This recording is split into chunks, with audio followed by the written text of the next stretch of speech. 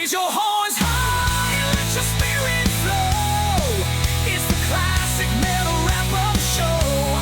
Feel the rush, let the loudness grow. It's the classic metal wrap-up show.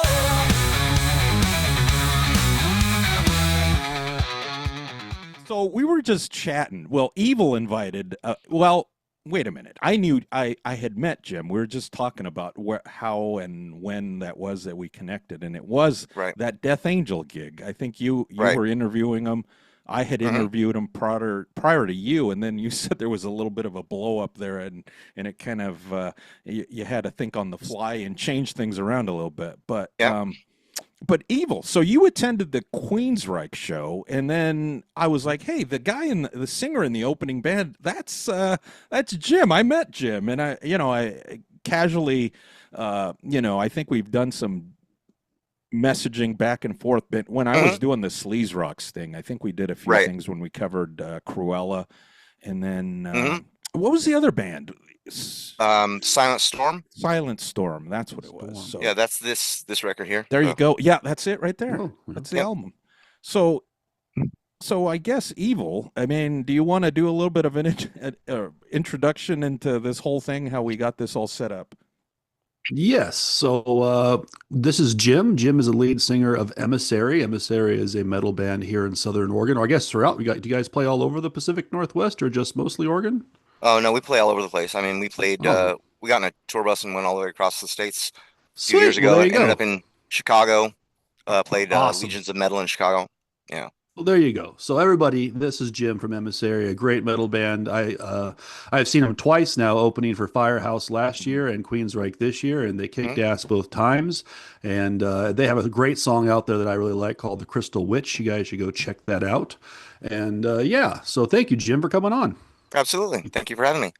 So, Jim. So, like I was saying, I think I initially met you. You were doing some radio stuff. You were interviewing Death Angel, but you're also a singer. So, were you juggling those two things even back then? Because then you went on. We did the Silent Storm, and then obviously the Cruella thing. I think the Cruella thing was a little short lived, right? It wasn't. It was just. I was in the years band or for 8 something? months. Yeah. Yeah, I was in the band for 8 months, and we did.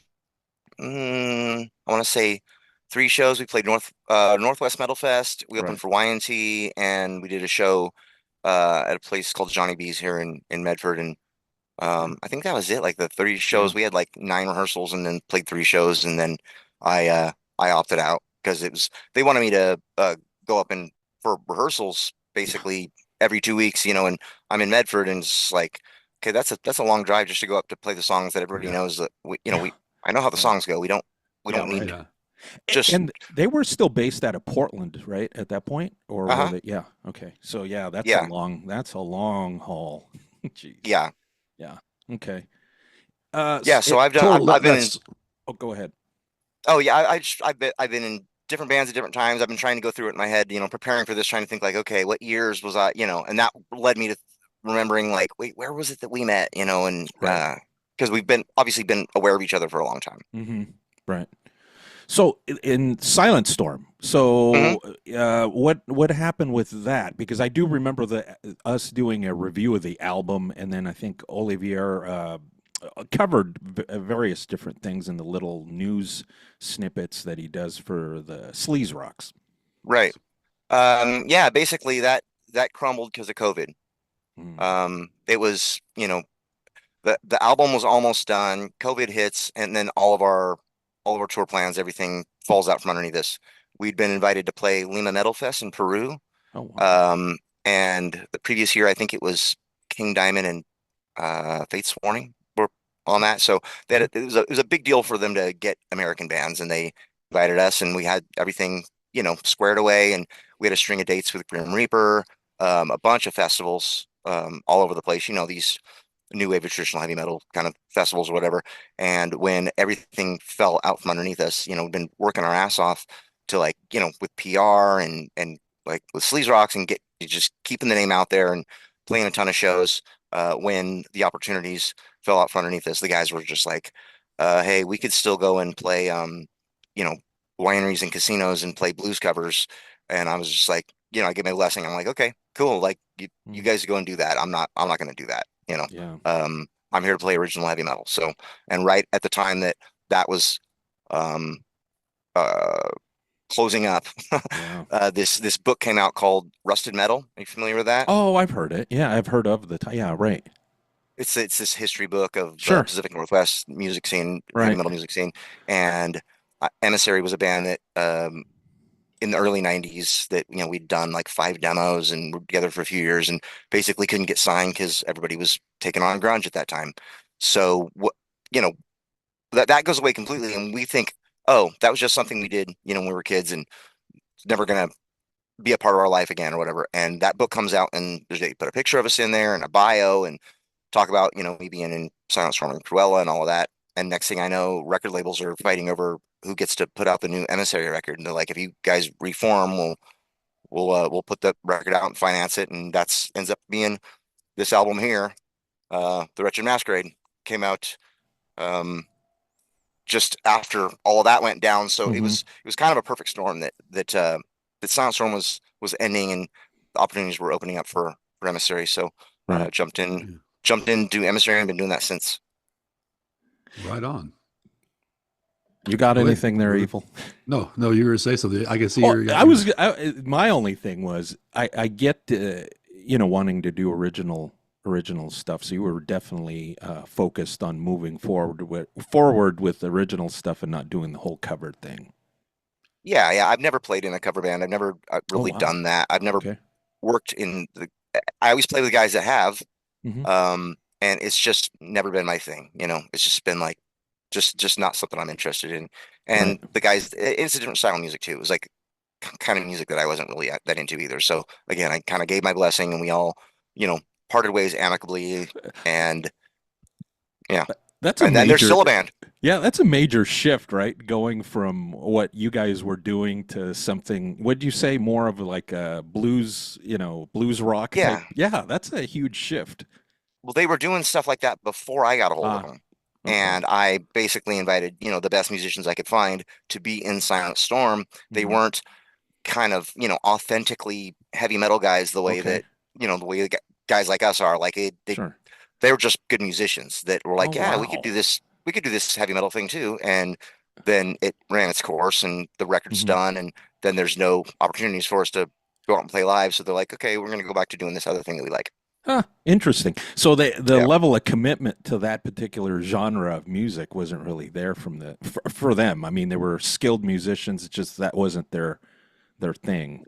Yeah, I mean, I think they hooked up with me because there was opportunity there, and while that looked like, hey, this could turn into something, then it was attractive to them. And then when it was like, okay, we're probably on hold for a long time, they were like, Right. okay, well, we still want to play our instruments. So, Right. again, like it was totally amicable, and there was no, and they had a Led Zeppelin tribute band with like a Oh, female wow. vocalist and did that for a while, and they're like, look, we have opportunities to go and make money. Hmm. Like, okay, cool. Yeah, I nice. this is never I've never done this because it's lucrative. You know what I mean? Right. Right. Yeah. I do this because I'm a heavy metal guy. Yeah. That's the way most of us are. I don't Yeah, think any of us are drawing huge paychecks from this line of work unless you're at the very top. right. And Yeah. those at the very top, we're starting to figure out there might be some shenanigans. But so hey, besides seeing you here at the Boatnik Festival Mhm. each year, what other local venues do you play around Southern Oregon? I know Johnny B's. Do you ever play the Sound Lounge here in Grants Pass by chance? Yeah, we've played the Sound Lounge. I played it with both Silent Storm and with Emissary. The thing with Emissary, two of the guys don't live here Oh, because, okay. but yeah, so they have to fly in, and then we do a week of Oh, rehearsals, and then we do Boatnik, and then we usually pair it up with another show. Well, the next night after Boatnik, we played in Wairika at a place called the okay. Empire Room. Had a blast. Played in front of like 50 people, and but it was super fun. They fed Oh, us and stacks of drink tickets and gave us our guarantee, and we sold a bunch of merch, and Wow. got cool. some video out of it, and Sweet. then everybody flies home, and then they're flying back in so we can do this thing on the 20th Mm. called Rivera Fest. It's in Myrtle Creek. It's a 3-day metal Yes. Oh, festival with two stages. oh, wow. They put us as the middle band on the middle day, which is great because first day everyone's setting up camp, and this middle day is when everyone's there and present, and then the third day is sort of like everybody's kind of tearing things down and getting ready to leave. So being the Yeah. middle band on the middle day is pretty fantastic. And then the day after that, we're playing an all ages show here at a venue called Rockaferry. It's in Yeah. the mall. They Oh, took the wow. Gap, which was in the Rogue Valley Mall, and at night, like it's like they turned it into a music venue, and then you can Yeah. have a beer garden, and so Oh, they wow. close the gates when the mall closes down, and they open the back door, and they have metal bands and stuff playing there. You can fit like 500 people in there. It's pretty awesome. So we're doing that the Sweet. day after after Rivera Fest. Jeez. Awesome. That's Awesome. cool. How I've heard fly? of both of those events. Oh, how Go far ahead. out do these guys fly out from? Where do they fly out from? Our guitar player lives in Denver, Oh, so and shoot. Okay. he's in three tribute bands there, and that Wow. he's always busy with, and he's a singer. He's a Oh. singer for a Jane's Addiction tribute band, Oh my an God. Offspring Oh, tribute band, and a damn. Linkin Park tribute band. And Oh, Oh shit. wow. yeah, so and he's got a lot of, he gets a lot of satisfaction from that, and No kidding. Yeah. it's really successful for him. And our other guitar player lives in Buffalo, Wyoming, and he'll Oh, usually jeez. drive himself out. Wow. Whoa. That's Yeah, dedication to rock and metal right Well, there, man. geez. No wonder you guys yeah, have to make the best out of all these gigs. Just lump them up and get them done. yeah. That's why we're not playing the rest of the year. Yeah, because we don't live in the same place. So Right. Wow. I So, know a little bit about that. Some of the members of my band are in Northern California, while mm, some of mhm. us are in Southern Oregon. So there is couple hundred miles of driving back and forth. But we just choose to do gigs in both locations and put some near our place and some near their place. So Yeah, and as you know, and a lot of people that might be watching this that don't know about, the pass, between Oregon and California, you don't want to be mm, hauling a gear trailer, in the winter, when there's no, ice yeah, and all that, it's like so it makes touring tough when the weather sucks, You have to wait till the weather's nice.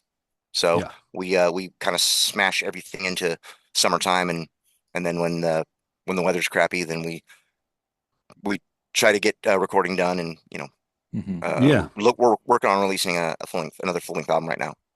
Oh, So cool. many bands in Oregon that I know of do take a 45 to 60-day break from about Thanksgiving till well into Hmm. January, almost Hmm February, because you don't want to travel anywhere and all that mess. So yeah, Yeah.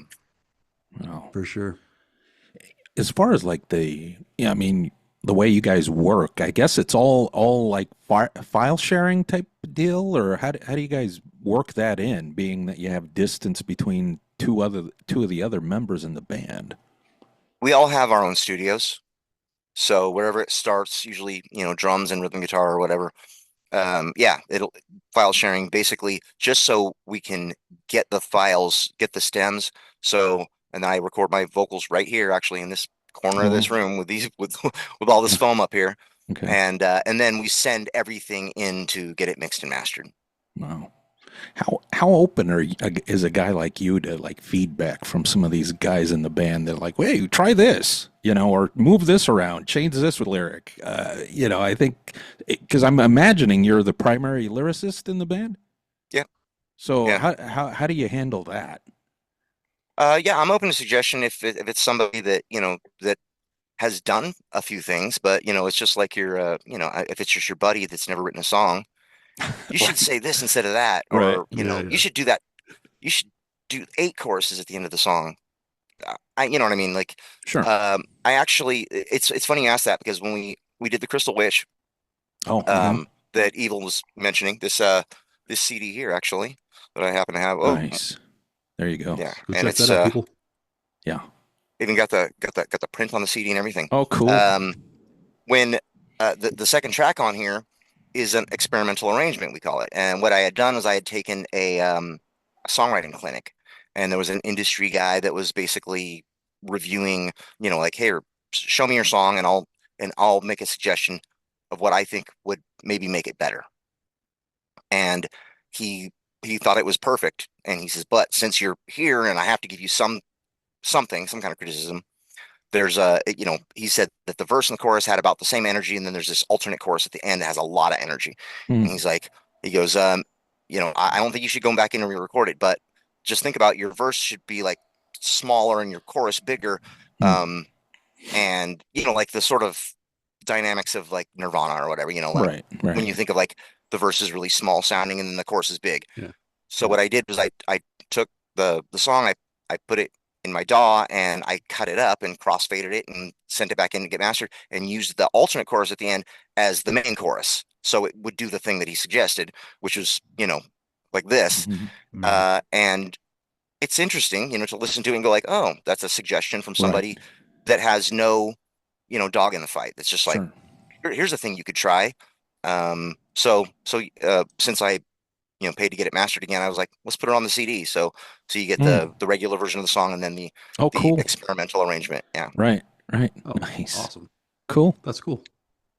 Hell But yeah. yeah, we have a producer that he's worked with guys from Neurosis and he's got credits in I think 3 Mastodon records and um recorded um the newest Helmet album for Sony. Oh, okay. And yeah, lives here locally, and he's a guy that's got enough notches on his belt that we listen if he says that that intro's too long or that you need to sing Right. with more force or like the you know extend this or whatever. He's always making suggestions of like, and then we give things to him and he does things with the mix that are things that sound like magic to us. Like whoa, he changed this the panning of this thing or the reverb or whatever and just knows what he's doing. So if it's again, I guess to answer your question is like if somebody knows what they're doing and I can tell they know what they're doing and they're like, I really think you should drop that a key or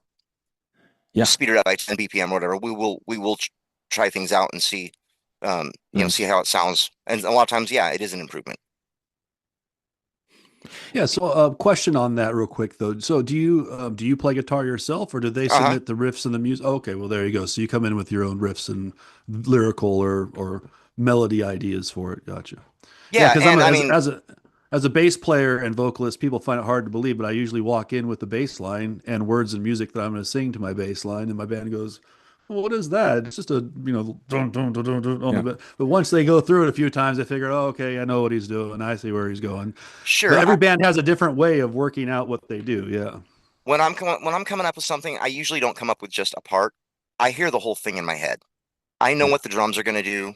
I know what there's some room for movement, but like another track on that Crystal Witch is the demo of the song Hypochondriac, which the Hmm. the real version of the song is on Wretched Masquerade.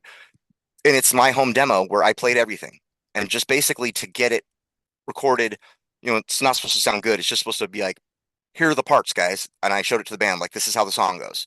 And then they took it and tweaked it, and guitar players, changed things and different drum fills, um, and by the time it ends up on the record, it's a more refined version. But it's kind of cool to hear just like where it started. And there, occasionally, I'll do that where I just write the whole song myself and leave room for like, okay, the guitar is doing a super simple thing here. You can add something to it or change the picking pattern or whatever, and it'll still be the same song. You know what I mean? Yeah. Yeah. So yeah, but wherever it starts, it's always we always bat it back and forth. The guitar player that lives in Denver, Tim Dolan, we call him the Mothman. He's the guy that I basically formed this band with years ago, and it's always been like a thing where we come up with an idea and one of us suggests something and then the other one suggests a little change on that and we go back and forth until we go, yeah, now it sounds like Emissary. Hmm. Right on. Nice. Yeah. So, as far as your influences, are they mostly more of the new wave of British heavy metal, or is it an array of stuff? Because I know you're into some of the '80s hard rock, what's considered, I guess, more of the glam stuff, some of the thrash stuff like that. What are the primary influences? I don't know. It could be '70s classic rock that spawned this, for all I know, right? Yeah, no, I'm an 80s guy for sure. And this is a it's an interesting question about like the new wave of British heavy metal thing or whatever. I hear a lot of people answering things like, "Oh, I was really into the Florida death metal scene or the Bay Area thrash," and Right. they name a place, Mm-hmm. new wave of British heavy metal, like the British bands or the Swedish Right. this scene or the Gothenburg, whatever. When I was a kid, I didn't pay attention to where anybody was from. So I didn't know. Like for me, like they were from the world of heavy metal. They were all from one place. So, and I ask people all the time, like, just like here's a test. You guys, have you heard of the band Crocus? Right. There you go. Where are they from? Right.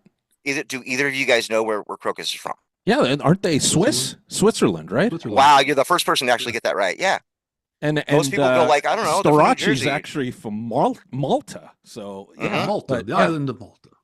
Yeah, it's weird that people just don't think about that, like the Scorpions being German Right. or AC/DC being Australian.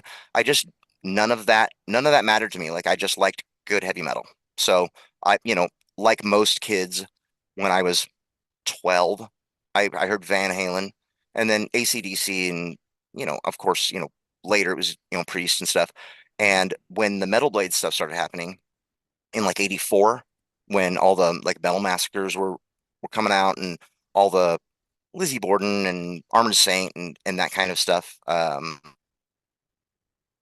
I started getting into more underground stuff. So I was always looking through the lesser known bands, Right. at the record shop. Like everybody else I knew already had Judas Priest records and Ozzy records. So Right. I was getting Storm Witch and Tokyo Blade and What, like things like that, Heavy like Load. Omen? Omen was Shit a like that? Yeah. huge influence. Matter of fact, on the Silent Storm EP that came out before that album, when I was still the drummer in the band, because I was singing lead vocals and playing Mhm. drums, we did a cover of the Axeman That's from right.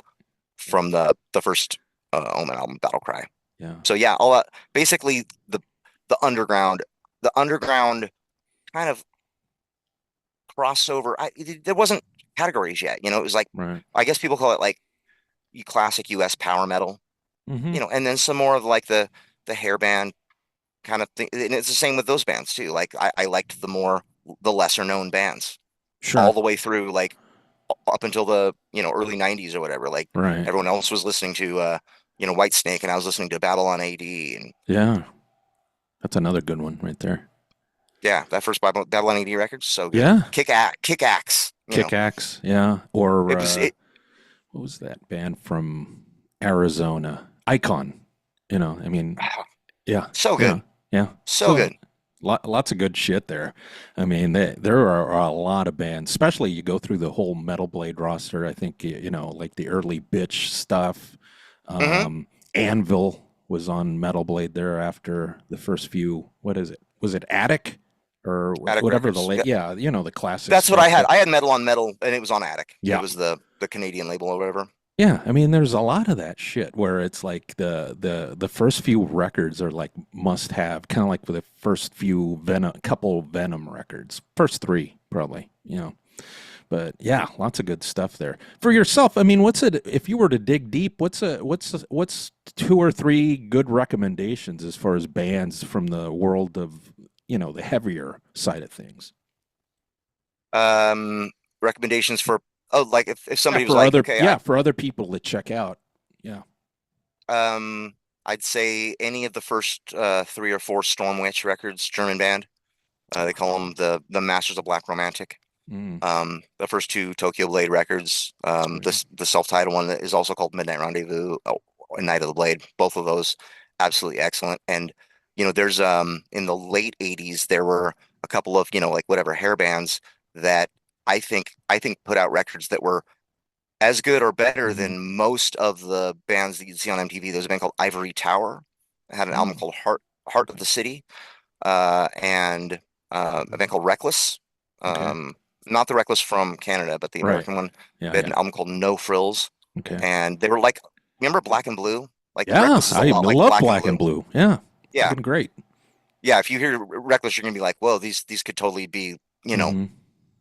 outtakes from the first 2 Black and Blue Yeah. records or whatever. Yeah. Right. Nice. What do you got, Evil? Anything? Well, shit, you guys are just going rapid fire. Yeah, yeah, yeah. I can't Rapid keep fire. up. Well, I'm originally from the Bay Area, Northern California, so Hmm. I grew up in the Testament, Exodus, Death. I saw Death Angel at a Roadhouse bar in Sacramento in the early or mid '90s, and maybe about they probably had about 50 people there. But so yeah, that's all that stuff is where my roots are, and I also have a love for '80s hair rock and everything else. Anything, honestly, I'm a musician, bass player, guitar player. So anything that has electric guitar, I'm probably going to find something in it that I could appreciate and enjoy Sure. somehow, some way. So Yeah, for me, catching you guys has been actually, because I don't get as having a kid and job and then a band. I don't have as much time to go out as being in a band. But by the time you do all that stuff, you don't have time to go see the other bands. You're like, fuck, I missed that band. I should have saw that band. These guys they were pretty good too.